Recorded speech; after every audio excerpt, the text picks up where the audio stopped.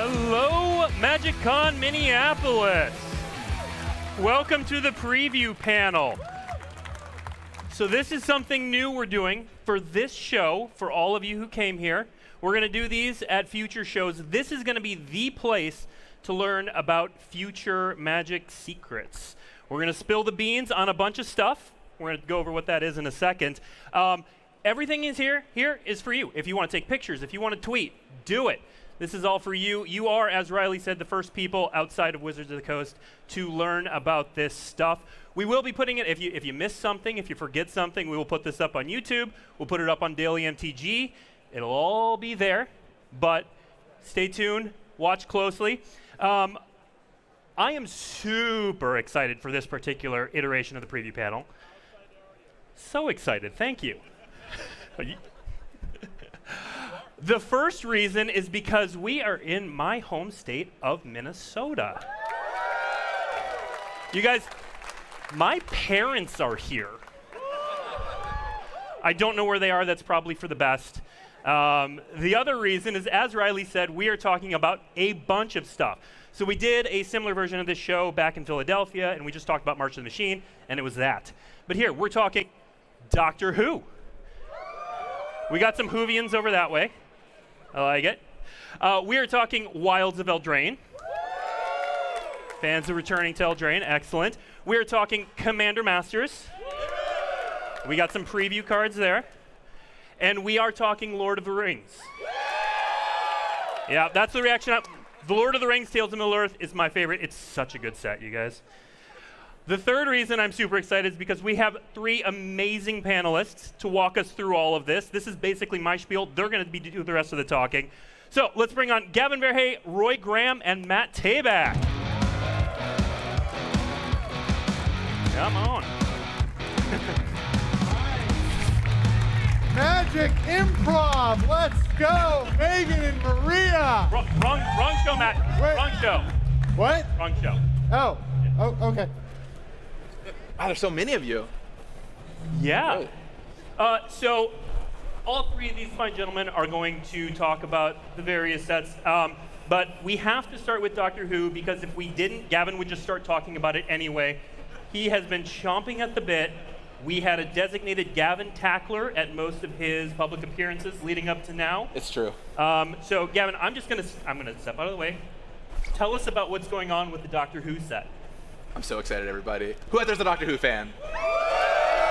Oh my gosh, this is something I've worked on for so long, and I'm so excited to bring to life. Doctor Who has been a big part of my life.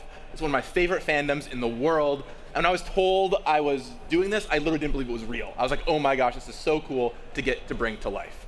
So we've got 4 Commander decks coming to you, full of all kinds of delightful Doctor Who things. Now, in these 4 decks, we tried to figure out for a long time how to divide them up, how to figure out, how we're going to take the 60 years of Doctor Who and distill it down into 4 Commander decks. So we decided to do a couple things. First of all, each of these 4 decks has 50, that's 50, new cards. So there's a lot of history of Doctor Who to kind of cram into these decks, okay? And all the art in the decks is all new, just like the Warhammer decks, for example. Secondly, we tried to figure out how to distill it down. Like, we tried things like a Doctor deck, a Daleks deck, a Cyberman deck, and a Companion deck, but nothing was really gelling. And then we really cracked the code. We were like, what is the way that Doctor Who fans ask each other what they like? They ask the question, who's your doctor, right? Who is your doctor? What era of the show are you from? And so we broke out the decks by eras of the show. So that's what you can expect coming here in the Doctor Who Commander decks. Okay, so let's start early. Tell us about the classic Doctor. Yes, absolutely. Let's bump in here to the classic Doctor deck. So this deck is headlined by the 4th Doctor. It's called Blast from the Past, and it is a green, white, and blue deck featuring all 8 of the first Doctors of Doctor Who. Now the face card here is the 4th Doctor, and, of course, his faithful companion, Sarah Jane Smith, played by the late Elizabeth Sladen, who is incredible. Tom Baker, of course, played the 4th Doctor. Here is Sarah Jane Smith's artwork from a card in the set. Now you might be wondering, okay, wait, two commanders, 2 face cards? What's going on here? Well, there's a new mechanic in this set. We were like, it doesn't make sense to have the Doctor without their companions both together. It's such a heart of the show, right? Just as big as the Doctors are, so are the companions. So we created a new mechanic called Doctor's Companion. It's not like Ikoria Companions, okay? A little bit different. Doctor's Companion, and we'll put it up on the screen here, what you can expect to find in packs. Doctor's Companion says you can have 2 commanders if the other is the Doctor. So you can play the 4th Doctor and Sarah Jane Smith together, which makes a lot of sense. But also, there's a lot of companions throughout all of these decks. So if you want to take, I don't know, the 4th Doctor and Rose Tyler and play them together, why the heck not? It's a time travel show, all kinds of wacky things happen. So there's a lot of fun to be had in mixing and matching and creating your own Doctor Who story. You know, one thing as we were making the decks that we found is every game played out like your own episode of Doctor Who. And I think that's really, really fun. So that is Blast from the past, the first 8 Doctors, 4th Doctor, Sarah Jane Smith. Additionally, every Doctor is 2 colors in these decks, and every companion is 1 color. So you can always create a maximum of a 3-color deck this way. A lot of fun mixing and matching to do. All right, so by my count, I think we're up to the 9th-ish Doctor? That is what comes after 8. So we'll go here into the next deck, which features the 2005 relaunch of the show. This deck is called Timey Wimey, named after one of the most beloved quotes from the show, and features David Tennant as the 10th Doctor and Rose Tyler as his companion. The 10th Doctor is blue and red, and Rose Tyler is mono white. And there he is from the episode, the 2-parter, Silence in the Library, Forest of the Dead, a really, really cool art piece of the 10th Doctor there. And we'll show you Rose's piece at a future date, but it's really cool. This deck, I'll also say, has my favorite theme of the 4 decks. These decks certainly have some kind of atypical, wacky themes going on with them, much like you'd find in Doctor Who, and I cannot wait for you to give this one a try. All right, so next up, 12 and 13. That's right, so we've got the next deck here. This is Paradox Power, the green, blue, and red deck, helmed by Jodie Whittaker's the 13th Doctor, who is blue and green. There she is in all her glory. And Yasmin Khan, who is mono red as her companion. This features the adventures, stories, characters, and so on of both the 12th and 13th Doctor. You might be wondering, hey, there's a new Doctor on the horizon. I'm sure a lot of you fans know about this. We do have a plan for them. They're not in this deck, but we'll tell you more about that at a later date. Yep, absolutely. Okay, but that's all the Doctors, and you said 4 decks. That's true. There are 4 decks. We've gone through all the eras of the show in 3. Well, of course, just as well known as the Doctor, in some cases even more well known, and as delightful are, of course, the villains of the show. And we wanted one deck to have all the villains, all the Doctor's greatest villains in one place, and a few villains that you might not be expecting to. On the front here you see there's Missy, there's a Cybermen, there's the Daleks, aptly named Masters of Evil. It is a blue, black, and red deck with all the machinations and all the forces that are working against the Doctor in one place. The face card of this deck is, of course, Davros, the creator of the Daleks. Makes a lot of sense.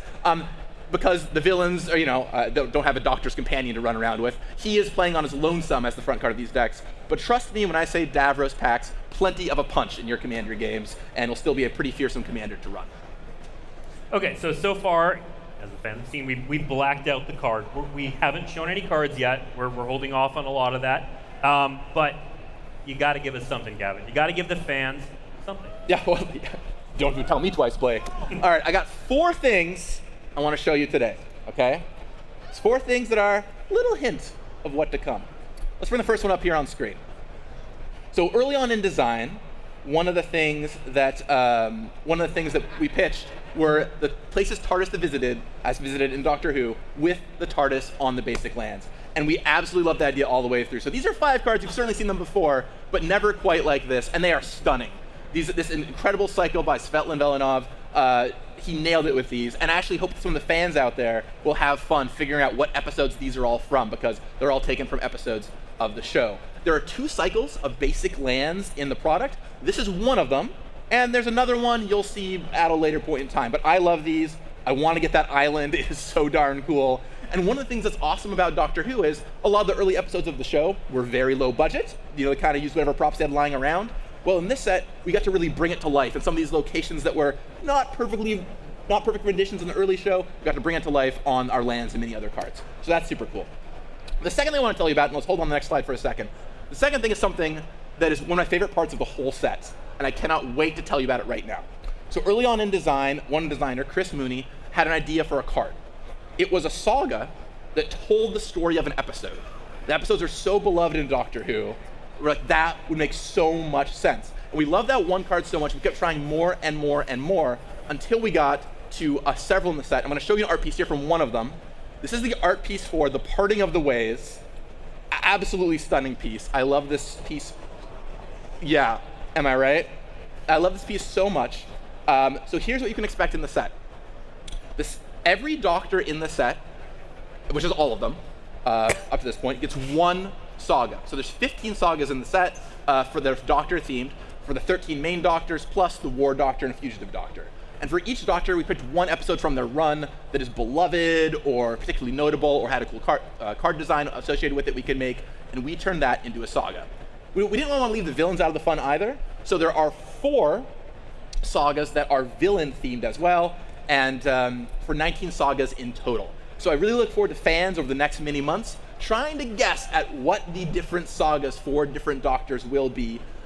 This, of course, is the 9th Doctor saga from this absolutely crushing, heartbreaking, and joyous episode, The Parting of the Ways, the last episode of his run. And I look forward to seeing all of your speculation. So, amazing art piece.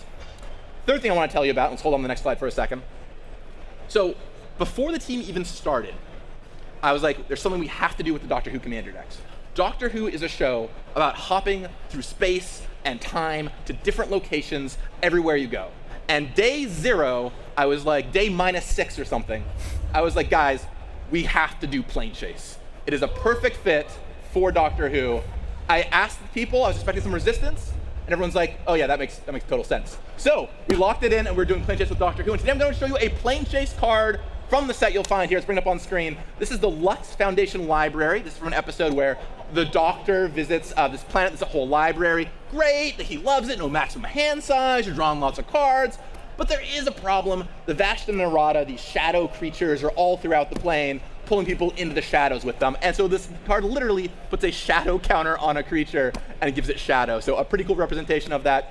Every deck gets 10 brand new planes. Okay, so, or brand new Plane Chase cards. So there's 10 across in each deck for a total of 40 different planes, and I cannot wait for you to all get your hands on them. Yeah, it's exciting, right? I know a lot of you are enjoying Plane Chase right now with March of the Machines, so hopefully this will give you some fun new stuff to try out. Okay, and thing number 4, we mentioned when we previewed the set or talked about the set a little bit last year, there's going to be collector boosters, and bring those up on screen right now. This is what they're going to look like. Pretty cool looking. Now, the collector boosters don't have anything mechanic-wise you won't find in the decks, okay? But there are some awesome styles and alternate art you'll find in these collector boosters, such as this piece for the 13th Doctor, which is really cool. We brought in a lot of like comic artists and a lot of really great people many who've worked on Doctor Who properties in the past, comics and so on, to do the pieces for this set as alternate pieces. And this is a stunning piece for the 13th Doctor, and I cannot wait for you to check out what's in there. So, there's a little overview of Doctor Who. Yeah. And a lot there, and I hope you're excited about it, yeah? Yeah. And if you want to learn more, let's put the important dates up on screen. The next time we're going to be talking about Doctor Who, the next time we're going to let Gavin off the leash a little bit, will be July 28th, which will be the first look. We're going to do that like this at MagicCon Barcelona. Do the preview panel there. It will again show up on YouTube afterwards. If you're there, you'll get the first look. And then the debut, when previews start in earnest, will be October 3rd. And then if you just want to circle on your calendar when you can buy these decks, look forward to October 13th is the global launch. All right, next up, we're going to keep moving down the row, and we're going to visit with Roy. How you doing, Roy? Doing great, Blake. Great. So Roy is going to talk about Wilds of Eldraine. This is our return to the beloved plane of Eldraine, but we're going to be turning our gaze to the wilds. And we're also going to be looking at it post-Phyrexian invasion. So Roy is going to tell us a little bit about the story of what's going on behind the scenes in Eldraine. Right. So obviously I can't talk too much about the story. None of it has been released yet and won't be for a while. But there's a lot to be really excited about. And I just wanted to sort of start off this preview by saying that if you've been curious about the story and if you've been wondering when would be a good time to get into it, there's no better time than starting here with Wilds of Eldraine. We've just wrapped up the Phyrexian arc, and we're getting started with something entirely new. Although as we'll talk a little bit about further on, Eldraine is absolutely still feeling the effects of the invasion. So with this set, we're going to, like you said, a sort of wilder, darker side of Eldraine. So rather than just tackling the courts, these sort of Arthurian, factions of chivalrous knights, all embodying virtues, we're going to get a look at, for instance, 3 powerful witches. Yeah, who is that? That's not someone we know. It is not. This is Ariette. She's one of a few new big players on the stage of Eldraine, with a connection that might surprise you to some of our main characters. And she may have something to do with a mysterious curse that still hangs over the lands of Eldraine.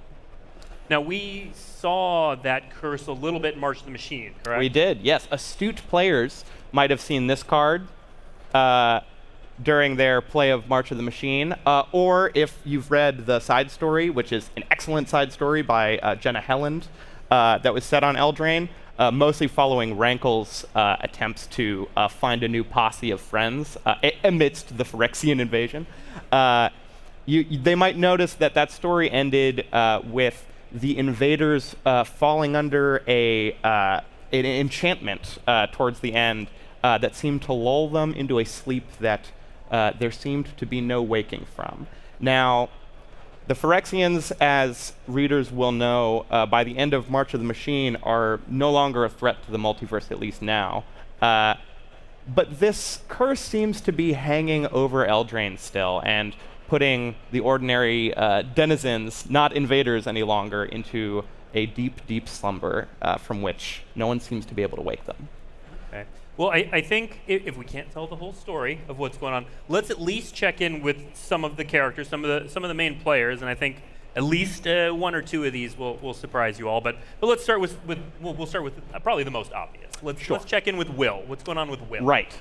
So, as I mentioned, Eldraine was hit really hard by the invasion, and probably the greatest single loss that I could talk about is the loss of King Kenrith and Queen Linden, who were slain by the invaders defending Castle Ardenvale. Obviously, no one feels this loss more keenly than the Kenrith twins. But neither one has time to mourn, right? Eldraine is in shambles. Eldraine is recovering from a terrible war. And both of the Kenrith twins have their own idea about what it might take to bring Eldraine back together to chart a new future for their plane. And as you can see here, Will has taken up his father's crown and taken the mantle of High King to try and be this unifying force that Eldraine needs, right? This banner for everyone to come together under and unite. Rowan, on the other hand... Rowan is after power.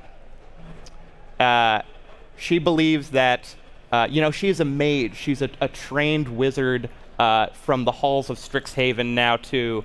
And she believes that the way to fix her home is going to be through power, through magic, through garnering enough power to rewrite all the wrongs that happened to her homeland. And she's willing to turn to some pretty questionable characters to get that done. Now, Will and Rowan, planeswalkers in the past, but we know some folks have been desparked as part of the end of March of the Machine. That's right. What's the status of Will and Rowan? Will and Rowan, I'll let you know, they are desparked during this story, or they begin the story desparked. But frankly, I don't think they'd want to leave even if they could. Their homeland is, in deep, deep trouble, and both of them are, in their own ways, trying to go about fixing it. All right. Well, there is one planeswalker we're going to talk about who was not desparked. Yes, there is. So who's next?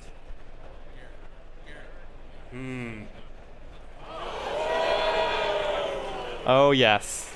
So what is Ashiok doing here on Eldraine? Well, I'm glad you asked me that, Blake. I You see, in a plane cursed by a sleeping sickness from which there seems to be no awakening, and a plane terribly traumatized by a war from forces beyond their understanding, it's hard to imagine someone who could be having a better time there than the Nightmare Mage Ashiok, who is pulling nightmares right out of the heads of the sleeping citizens of Eldraine and turning them on those who are unfortunately still awake. For our fourth and final character, probably the most anticipated, the absolute most important. The single most important The character in single Eldraine. most important character Yeah, we're going to correct. talk about today. Yes. Sir Ginger. Yeah. There she is. Yeah. Yes. Good. What's Sir Ginger up to? The What- meal ender. Well, Sir Ginger obviously was not going to let her plane go down to the Phyrexians without a fight. And now that the invaders are dispatched along with the dirty dishware, she clearly rides to glory on her beautiful horse, Cinnamon. And, time will tell whether or not she'll be instrumental in breaking the curse that still lingers over Eldraine. Is the horse's name really Cinnamon? Is that canon? That's Is canon. that real? I said it. I'm Yeah. pretty sure Book it. it's literally his job to do that. Yeah, so put it on the wiki. It's already there.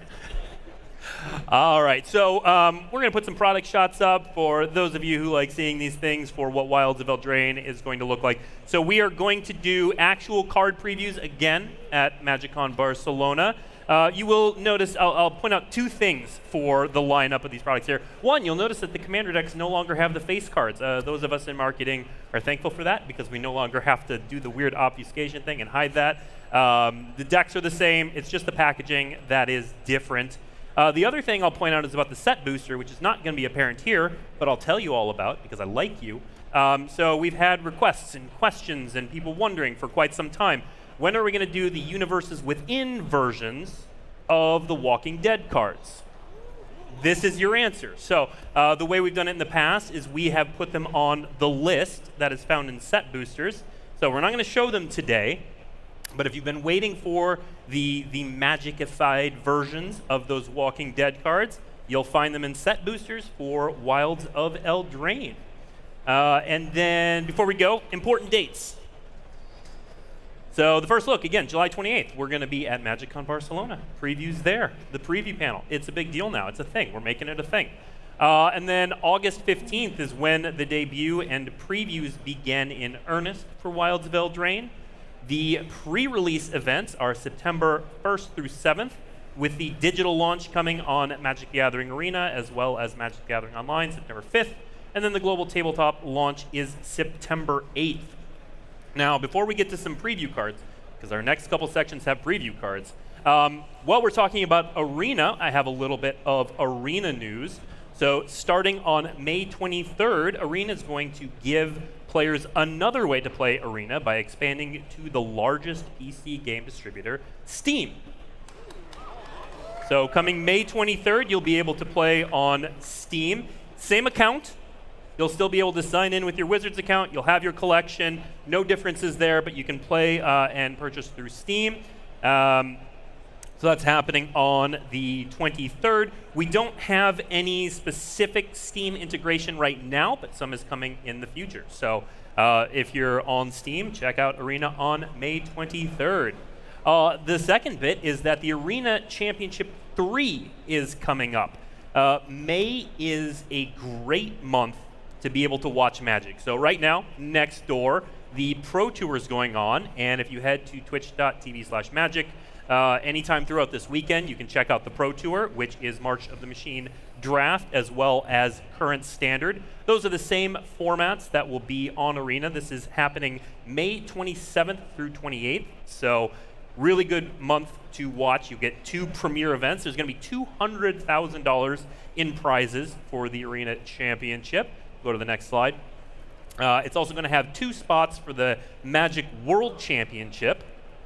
And as I said, it's going to have the standard format and March of the Machine draft. So check that out, May 27th through the 28th. Now, we're going to get to some preview cards. We've been a little light on preview cards so far, but we got you. So we're going to move on to talking. We're going to go back to Gavin because we're avoiding Matt as long as humanly possible. Yeah. We're going to go back to Gavin and talk about Commander Masters. Who is excited for Commander Masters? I had the distinct pleasure of doing the vision design for this set and the Commander decks, and I'm so excited to talk with all of you about it. So before we get started, kind of 2 things to keep in mind for Commander Masters. There's the main set of Commander Masters, which is all reprints, things that you know and love, mini cool cards. We'll even show you some here in a second. And then there are the Commander decks. There are 4 Commander decks. We announced their themes previously. There is a 3-color Enchantress deck, Abzan Enchantress. There is a Jeskai Planeswalkers deck. There's a 0-color Eldrazi deck. And a 5-color Slivers deck. All right, about what I thought. So how about we show you, and those decks do have new cards. Those decks have new cards in them. And today, how about we show you the face cards? That sound good? Let's kick over to the first face card here for the Eldrazi deck. This is Zuladoc Voidgorger. Whoa is correct, my friend. That was the last one, actually. Oh, yeah, okay, good. So this gives all your big colorless spells double cascade. Now, your colorless Eldrazi deck, no doubt full of spells that cost 7 or more that are colorless. But keep in mind, this triggers not just off Eldrazi, but also things like artifacts. So you have big enough artifacts, you cast them with this guy out, you get to double cascade. Of course, you are limited by being a colorless commander deck, but you got big stuff to play in there, I'm sure, right? Here's what you can expect in this deck, Zuladoc Voidgorger. Pretty cool and a brand new exciting commander for your colorless commander deck. Face card of this deck. Let's go on to the next commander. From Theros, we've got Onyxia, Hand of Erebos. This is your Abzan commander for your Enchantress deck. One thing we were trying to figure out with adding black into Enchantress is what makes it black. What's a different take on the Enchantress deck?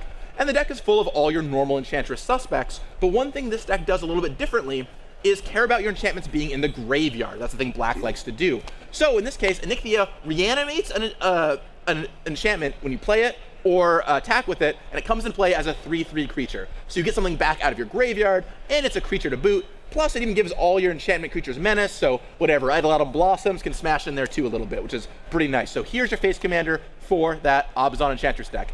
Now the next one, oh my gosh, this character is so many years in the making. Favorite of Roy's. I am so excited. Roy is so excited. I cannot believe we bamboozled Roy into letting us do this.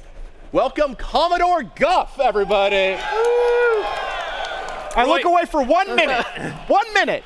For those who don't know Commodore Guff, how important to the story is Commodore Guff? He may have saved the multiverse by rewriting a book in his own library that detailed the ending of the novel. Yeah. Old canon was weird. One of my favorite bits in all of Magic lore is when the heroes are losing to the Phyrexians. Commodore Guff is like, that doesn't seem right to me. And so he planeswalks away to his library and rewrites the story so the heroes win instead of the Phyrexians. True, not making that up, true lore from the Apocalypse novel. But here's Commodore Guff. He's the planeswalker for planeswalkers. On his own, he's all right. He makes a little token every turn, helps you cast planeswalkers, but he gives a loyalty counter out to all your to another planeswalker every turn. So he slowly builds up your planeswalkers, lets you cast them, and then that -3 really packs a punch as you get to draw a bunch of cards and deal a bunch of damage. Okay, let's hold on the next slide for a second, because I want to set this one up. 5-color slivers. We've got Queen, Legion, Hive Lord, Overlord, all will be one, or sorry, the first, that's a different thing. The first sliver. All kinds of cool ones in the past. Here's a brand new take on a 5-color sliver for you. Introducing Sliver Gravemother. Here is Sliver Gravemother.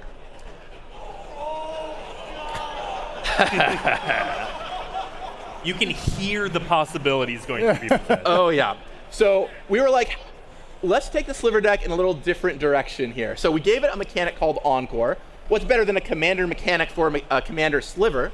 And this gives Encore to all of your slivers. Now in sliver decks, that's huge, right? You Encore a Sinew sliver, that gives all your creatures +3/+3 for that turn, because you get a copy for each opponent. So it can do some really, really nasty things. You can also Encore itself, and because the legend rule doesn't apply, you can attack all 3 of your opponents with the 6/6, or my personal favorite, they have nothing, you have nothing in play, and suddenly you Encore it back, and you bring other slivers out of your graveyard with it, out of nowhere, to absolutely smash your opponent. One of the big challenges that creature type matters decks have in Commander is resiliency, right? Your board gets swept, or they kill off some of your key cards. How do you rebuild? Well, Sliver Grave Mother is the answer to that. You can have some really huge turns with this card. It is kind of a brand new take on the Sliver archetype. And I want to stress that the deck is still full of all the normal slivers you would expect. It's not like a graveyard-focused deck, but the Commander does let you play with the graveyard in a really cool way. And that's what you can expect from the 4 faces of the 4 Commander decks. Cool, yeah?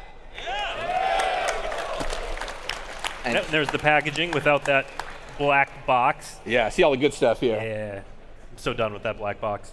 How about the main set though, Blake? Let's talk a little bit about the main set. So we've shown a few cards from this. We're going to show you 2 more today. The first one is a card getting its first reprint ever.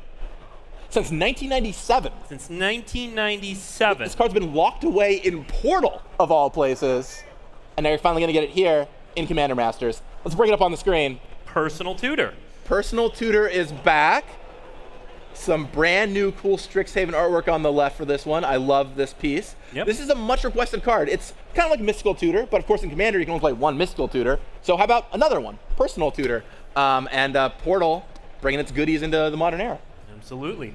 And we also wanted to show you another Commander. We showed off Eldraine last time because it has that cool portrait feature. So let's take a look at Selvala, Heart of the Wilds. So Selvala is back. You've seen this art on the left before. I'm sure you're probably glad about the reprint. And we also have this really cool profile version on the right that's really awesome. Kind of see her close up in all her glory. And there's one more treatment we're doing to these cards too, right, Blake? There is one more treatment. So that portrait foil, which is, again, perfect for games where you're attacking to the left, especially, comes also in the textured foil. So if you played Double Masters, you saw the textured foil in Double Masters. We're bringing that back for this set with Selvala. If you find me tomorrow in the command zone playing some games, I may have a textured foil Eldraine that you can kind of check out and look at, and maybe even a Jeweled Lotus, we'll see. But yeah, also coming in textured foils for those profile versions. I think those are really cool. It really adds like the character's weight to your deck. You're building a Commander deck. It's about your Commander. So why not see it up close and personal on these profile versions, you know? That's right. Okay, now we are going to go to Matt David. We had to Really? eventually. Yeah, we didn't just bring it Really? up here. Not just for quips. It's a comfy chair, so I don't. It is. But also for The Lord of the Rings, Tales of Middle-earth. Yeah. So, Matt, as you might know, talks about rules a lot. As you might also know, when we first started talking about The Lord of the Rings, we talked about a mechanic called The Ring Tempts You, but we didn't get into it. So we thought we would clue all of you in on what exactly The Ring Tempts You means, how it plays, how it works, Yeah. what it looks like. So to kick things off, let's first put a preview card up there that uses The Ring Tempts You. So here is Call of the Ring. I love seeing the cell phones all come up. Yeah. You know? Hello, friends. I bring you glad tidings. How is everyone today? Let me ask you a question. Who among you has been tempted by the ring? What happened when that happened? Can you tell me what happened? Because I don't know. Could you help me? So this is Call of the Ring. It is an enchantment at the beginning of your upkeep. The ring tempts you. So the ring tempts you is a keyword action. It could happen as the result of an ability. It could happen as the result of a spell. But what happens when the ring tempts you? What happens to your game? What happens to your life? What happens to your future? I am here to reveal the answers to these questions. So 2 things happen. First, you have to look at the command zone and ask yourself, do I have the ring? You probably don't, because 1, you're not currently in a game of Magic. You're sitting before me. And 2, the ring hasn't tempted you yet. So if you don't yet have the ring, you get the ring, which is an emblem, much like emblems that Planeswalkers give you. Ah, yes, everyone, behold, and take advantage of modern photography. So the ring is an emblem, and when it starts, it has only the first of its 4 abilities. That is on top. Your ring bearer is legendary and can't be blocked by creatures with greater power. That is a fantastic ability. Only if you know what the ring bearer is.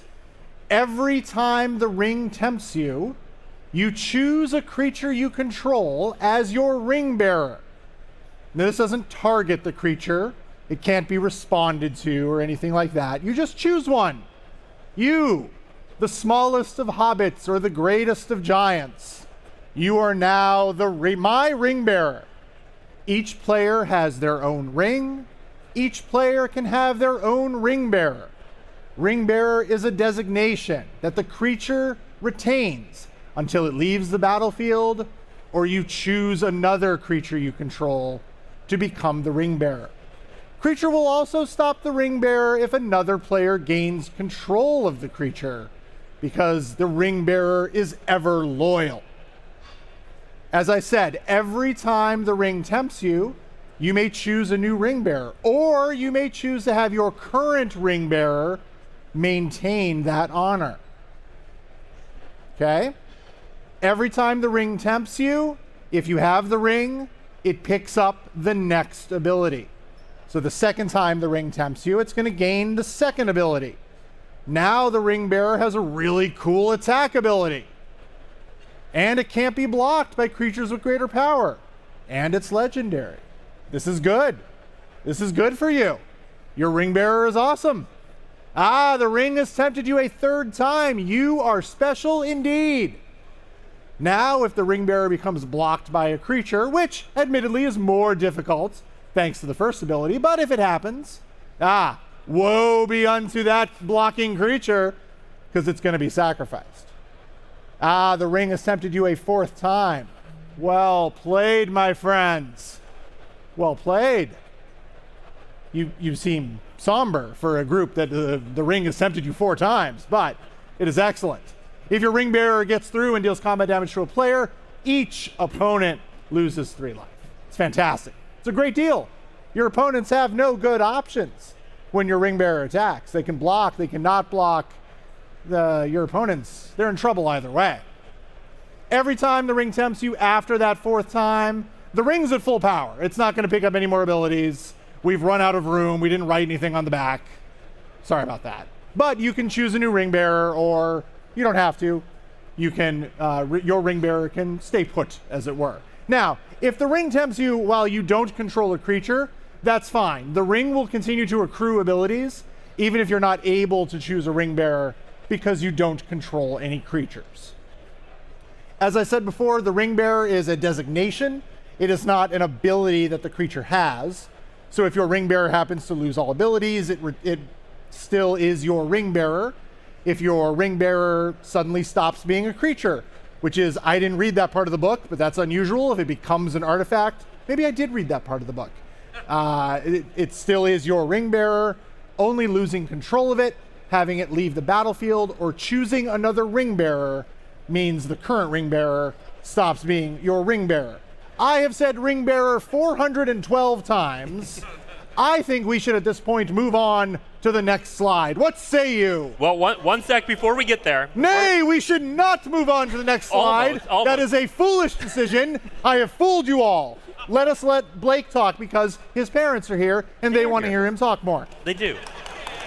Hi, Mom and Dad, wherever you are. So one of the, I've talked at length about how excited I am for this set. You should talk more. I'm going to. That's okay, good. I won't interrupt you. So one of the most exciting things is kind of getting to tell the story your way, getting to retell it. As Matt said 412 times, you get to pick your ring bearer. And some characters, as they do in the book, care about being the ring bearer. I especially won't interrupt you to tell you that the count was now 415. 450, yeah. Characters like Sauron, who, if he is the ring bearer in the story, certainly gets more powerful. That's also true for the rare version of Sauron called the Necromancer, which we will show now. If only we had a preview card to illustrate your point. Oh my goodness! So Sauron, the Necromancer, you see him there in his normal frame, and the ring frame reanimates creatures as 3/3 black wraiths, as Sauron does. But if Sauron happens to be the ring bearer, to get his hands on the ring, which the whole story is about him not doing that, but if he does, those creatures stay permanently. And this is the rare version of Sauron. There is a mythic version that we will show on debut, not today.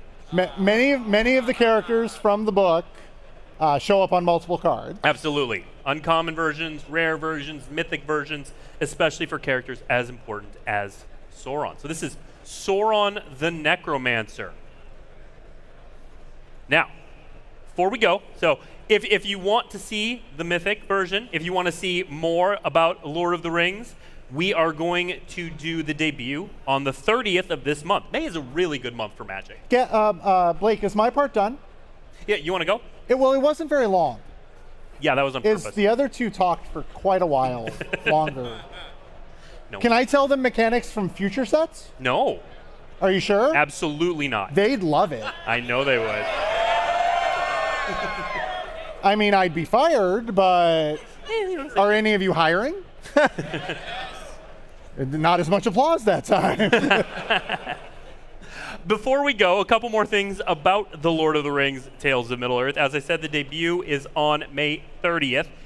This set is also coming to Magic the Gathering Arena exactly as it is in Tabletop. It's going to be true to Tabletop. It's going to be historic and alchemy legal. It is going to be playable, all the trimmings. There will be a set mastery, battlefields, that whole thing. It'll be like a normal big release on Magic the Gathering Arena, so look forward to that.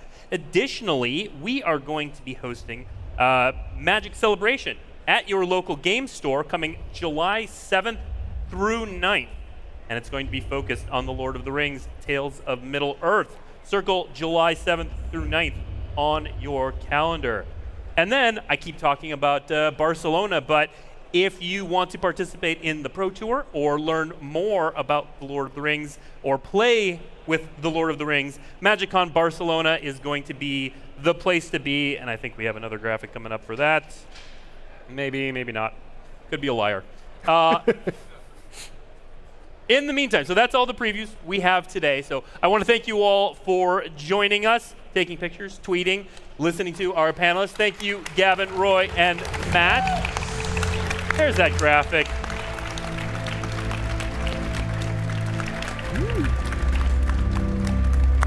Coming up next for Magic Sets, do not forget that March of the Machine, The Aftermath, releases on May 12th. We have another pretty graphic for that.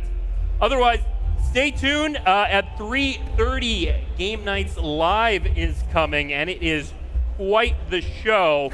So run off, do something for a little bit, come back, grab your seat, and definitely check that out. Thank you, Minneapolis.